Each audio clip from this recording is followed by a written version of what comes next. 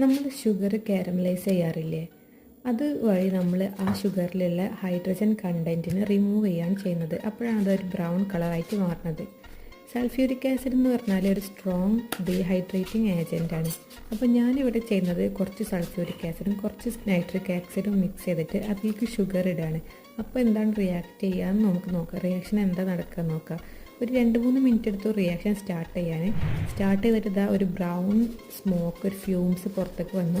ഇത് ഭയങ്കര ഡേഞ്ചറസ് ആണ്. അതുകൊണ്ട് തന്നെ നല്ലൊരു വെൻറ്റിലേഷൻ ഉള്ള അല്ലെങ്കിൽ ഒരു ഫ്യൂം ഹുഡിലൊക്കെ വെച്ച് ചെയ്യാൻ പാടുള്ളൂ. ഒരു ബ്രൗൺ സ്മോക്കിൻ്റെ ഒരു ഓവർഫ്ലോ തന്നെയായിരുന്നു അവിടെ ഉണ്ടായിരുന്നത്. പിന്നെ ഭയങ്കര പൊട്ടിത്തെറി ചീറ്റിലൊക്കെ നടന്നു.